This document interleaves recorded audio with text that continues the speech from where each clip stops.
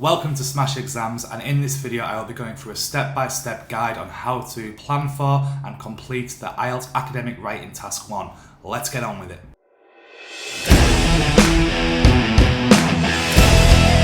The Academic Writing Task 1 is the one that, in my experience, the students struggle with the most. Here are the 10 steps that will help you before you even go into the exam, while you're in the exam, and after the exam.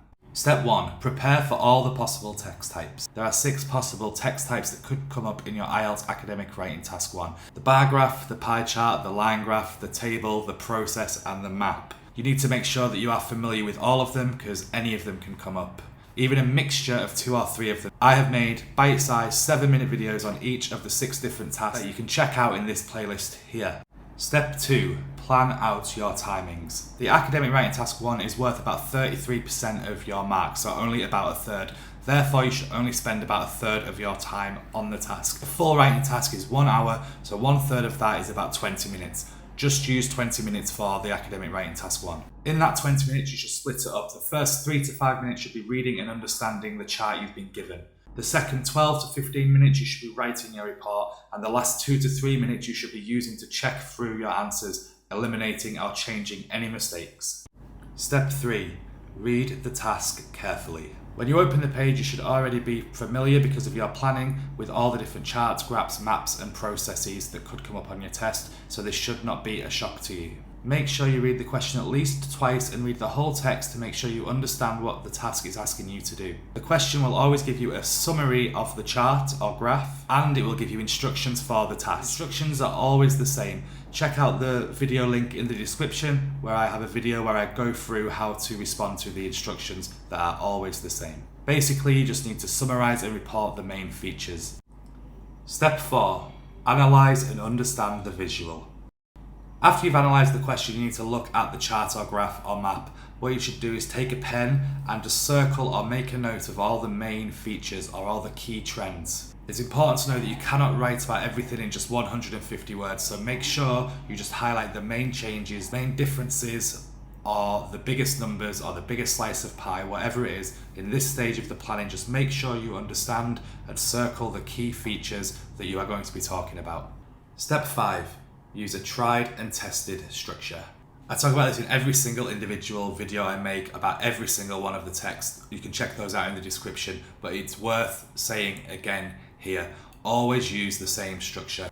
Start off with an introduction, then an overview, and then add 2 body paragraphs, with each body paragraph talking about one of the main features that you identified in the previous step. Students always like to know about words, and the answer is how long is a piece of string, but as a guideline, your introduction should be between 15 and 30 words, your overview should be between 30 and 40 words, and each body paragraph should be between 45 and 55 words.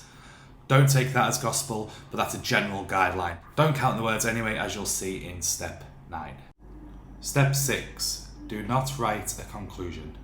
Look, you don't need a conclusion. Don't write one, it's going to hurt your grade.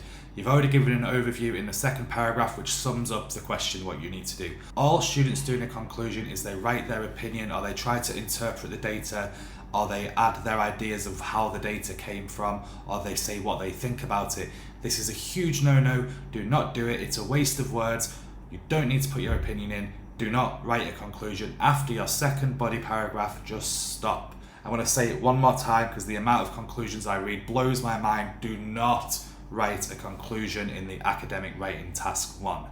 Step 7. Vary your sentence structure. To get a band 7, you need to use a variety of sentence structures. You need to have a mixture of simple sentences, compound sentences, and complex sentences. And you need to mix them all together appropriately. Don't just write simple sentences, and don't just write complex sentences either. Make sure you give them a mix so it sounds nice, so it's easier for the examiner to read. If you don't know what simple, complex and compound sentences are, I'll link a video I made guiding you specifically for how to write simple, compound and complex sentences for the Academic Writing Task 1. It's really useful, go check it out. Step 8. Check your answers. Look, I can't tell you the amount of times that I've been marking these Academic Writing Task 1s, and you can tell they haven't got a band 7 just because they haven't read through and checked their spelling, grammar and punctuation. To get a band 7, it explicitly says in the mark scheme you need to produce frequent error-free sentences. If you cannot do that, you can't get a band 7. So it's very important to take 2 or 3 minutes at the end of the 20 minutes just to read it through in your head. And if you think, oh, that doesn't sound right, maybe try and rephrase it in a different way. It's extremely important to do this because everybody makes mistakes. I've edited this video about 16 times because of all the mistakes I've made in my speaking, and it's still not right. Check your answers. Step 9. Do not count your words. Look, it's a waste of time, don't do it. The amount of times you can see people go 1, 2, 3, 4, 5, when you could be using this time to make your sentences better or to analyse the main features. Just write what you can in 20 minutes. I know students dwell on the word count, but please don't worry about it. And no matter what you do, do not count your words. Use that time to check your spelling. You'll know if you haven't wrote enough because you'll run out of things to say, or you'll know if you write too much because you'll run out of time. Just stick to the 20 minutes. Do not count your words. Certainly don't sit there counting them by hand. Just don't do it. Don't do it. Don't count the words. Just get on with it. Step 10. After you've finished, just move on. Look, there's 2 reasons for this. One is in the short term. You have 20 minutes for the first task, as I said in step 2. You have another 40-minute writing task to do afterwards. So after that 20 minutes is done, just forget about it. You've done what you can. Move on to the next one.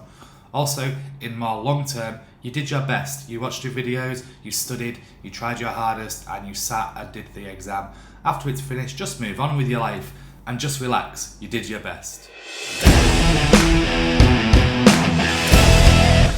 Thanks for watching to the end. I hope you feel a little bit more confident now about the IELTS Academic Writing Task 1. There are still lots of videos for you to watch, and I've put links into the description. You can also check out these videos for more info on the Academic Writing Task 1. If you got any value from this video, please like and subscribe. Likes help me to get the video out to much more people so more people can benefit.